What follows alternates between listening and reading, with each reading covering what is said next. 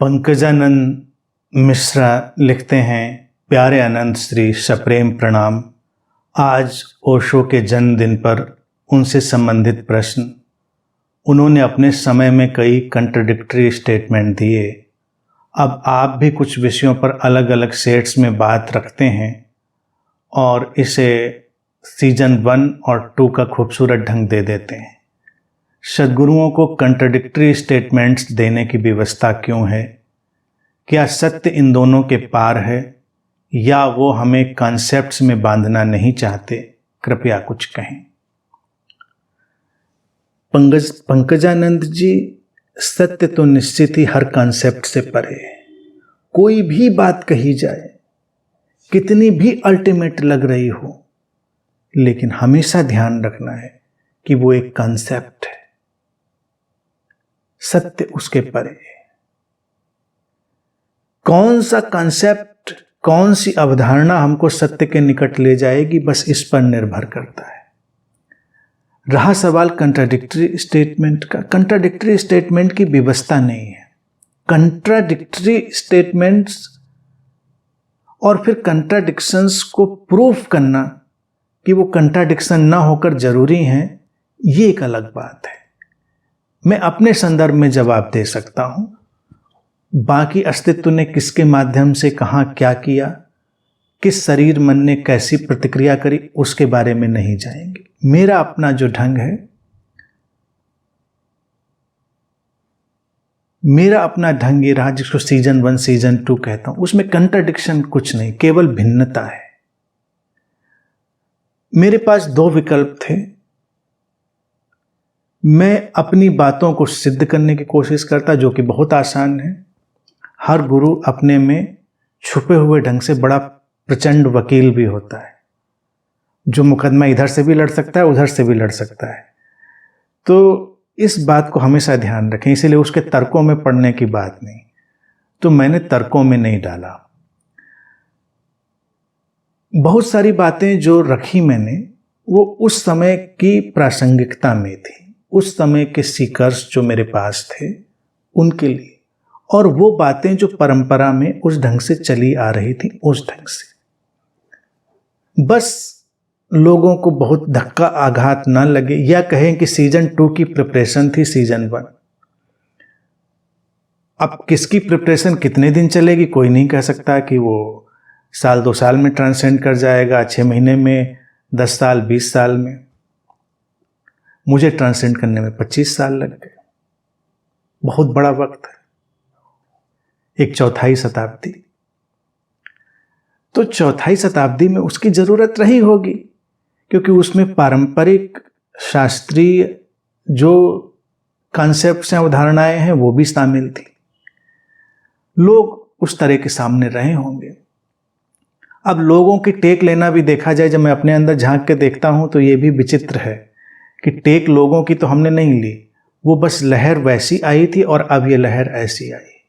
आज के मुकाम पर फिर मुझे लगा, जिसको मैं सीजन 2 कहता हूं, मुझे लगा कि अब जो बिल्कुल विशुद्ध बातें हैं उनको रख दिया जाए। यानी कि वो कॉन्सेप्ट, वो अवधारणाएं जो सत्य के निकटतम है, जो कम से कम उलझाती हैं, जिनमें कम से कम उलझाव है। तो कंट्राडिक्शन नहीं है, ये कंट्राडिक्शन की जरूरत भी नहीं है। एक तो व्यवस्था होती है कि सीकर्स सामने कैसे हैं वो, लेकिन ये गुरु भी तय नहीं कर पाता कि सीकर उसके सामने कैसे हो, ये तो अस्तित्व ही तय करता है। अगर उसके पास पहले से कोई एजेंडा हो तो अपना एजेंडा सामने रखेगा और उस एजेंडा से अट्रैक्ट होके खास किस्म के लोग आ जाएंगे, तब तो बात अलग हो गई। लेकिन मान लो कोई एजेंडा नहीं है, तो अस्तित्वगत ढंग से लोग आएंगे। सीकर्स अस्तित्वगत ढंग से, एग्जिस्टेंशियल जो वे है उससे आएंगे उसके पास, और तब जो घटेगा वो एग्जिस्टेंशियल हैपनिंग होगी। तो मेरे संदर्भ में, इस शरीर मन के संदर्भ में, ये ऐसा ही रहा। और ये स्पष्टता जब मुझे आई आई का मतलब ये नहीं कि पहले नहीं थी, पहले थी, लेकिन पहले अगर उसको मैं किसी तरह से भी तर्क में डालूं, पैडिंग में डालूं, तो बहुत सारे तर्क दिए जा सकते हैं। इसीलिए मैंने सीजन 1 2 करके मुद्दा खत्म किया। हमने कहा भाई वो था, ये जो कह रहे हैं इसको सुनो, ये ज़्यादा ज़रूरी है। मैं कहूँ कि वो ऐसा इसलिए था, वो वैसा इसलिए था, कि मैंने ऐसा इसलिए बोला, कि मैंने वैसा उसलिए बोला, तो हर बात पे कोई ना कोई फिट करी जा सकती बात। तो उस चक्कर में पढ़ के टाइम वेस्ट करना है, वो उस वक्त की ज़रूरत थी, वक्त गया। क्योंकि तर्क में नहीं है बात, क्योंकि आज भी मेरे सामने वही सीकर हो सकता है, वही वाला प्राणी हो सकता है, लेकिन मैं वो वाली बात नहीं बोलूँगा। तो अगर मैं ये टेक लूँ कि नहीं ऐसे लोग थे इसलिए मैंने ऐसा बोल दिया, ये बात नहीं है, ये बात उतनी सच नहीं है।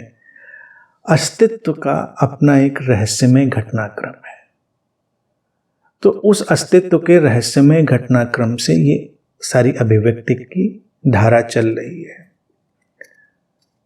अभी जब मैं कोई बात कह रहा हूं तो यूं देखा जाए ये सारी बातें मेरे भी दिल के बहुत नज़दीक हैं। यानी कि अगर मुझको भी सुनना होता, मुझको भी पढ़ना होता, तो मैं यही बातें सुनता और पढ़ता जिन्हें मैं आज सीजन 2 में बोल रहा हूँ। आज अगर सीजन 1 को मुझे सुनने या पढ़ने के लिए कोई दे दे, तो मुझे हो सकता है कुछ उसमें पढ़ूँ, कुछ छोड़ दूँ, कुछ देखूँ, कुछ, अगर मतलब उदाहरण के लिए मैं कह रहा हूँ।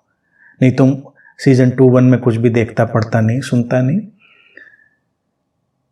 तो जो चीज़ सर्वाधिक मेरे हृदय के निकट थी या मेरे अस्तित्व के निकट थी, अस्तित्व ने उसको मैनिफेस्ट करना शुरू किया अपने प्योरेस्ट फॉर्म में। तो इस समय जो लोग भी मेरे पास आ रहे हैं या आएंगे, जो सीकर्स, वो उस वेव के अस्तित्व की उस रहस्यमय धारा के हिस्से होंगे जो किसी प्योरेस्ट चीज की तलाश में होंगे, जो तमाम जंगल से गुजर चुके हैं, तमाम भूल भुलैया को देख चुके हैं, लेकिन अब उनको लगता है क्या यही है या कुछ और भी है। तो अब ये बिल्कुल सरलतम ढंग से वो चीजें सामने आ गई। तो जो पूछा है कि कंट्राडिक्टरी स्टेटमेंट देने की व्यवस्था क्यों होती है, कोई व्यवस्था नहीं होती। अगर कोई गुरु उसको तर्क में ढालता है कि मैं इसलिए करता हूं, उसलिए करता हूं, तो ये भी उसकी नादानी ही के बोली जाएगी। और अपने कंट्राडिक्शंस को हम सही ठहराएं तो भी उसको नादानी समझा जाएगा। अस्तित्व की मांग क्या है, बस उस पर निर्भर करता है। तो इसको ऐसे देखें।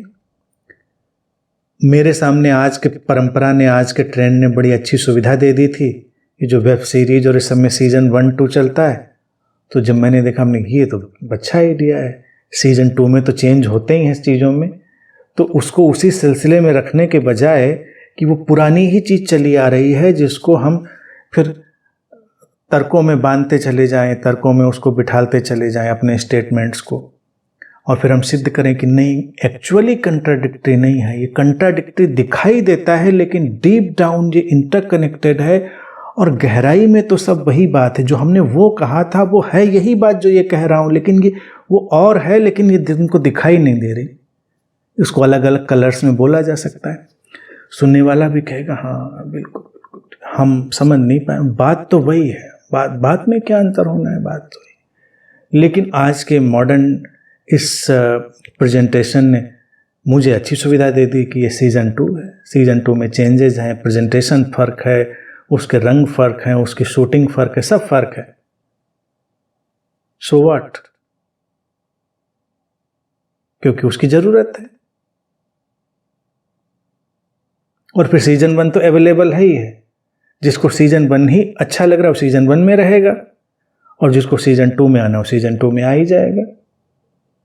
हाँ, अब हमारे पास सीजन 1 नहीं चलेगा, इतना हो गया है।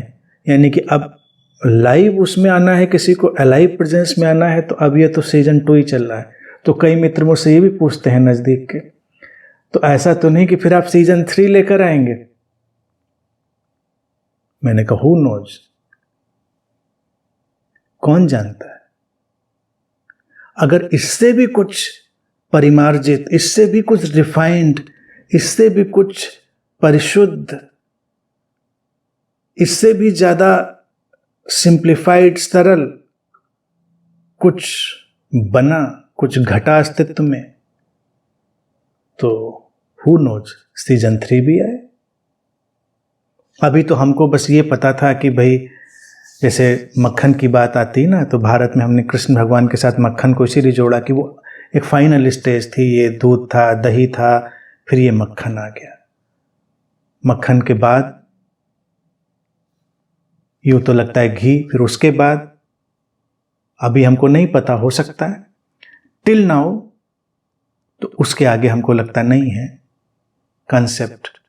लेकिन अस्तित्व अगर कुछ उसमें और चर्निंग करके, कुछ और समुद्र मंथन करके कोई नई चीज और पैदा कर देता है, तो निश्चित ही सीजन 3 भी होगा, और नहीं हुआ तो नहीं हुआ। फिलहाल सीजन 2 तो अच्छा है।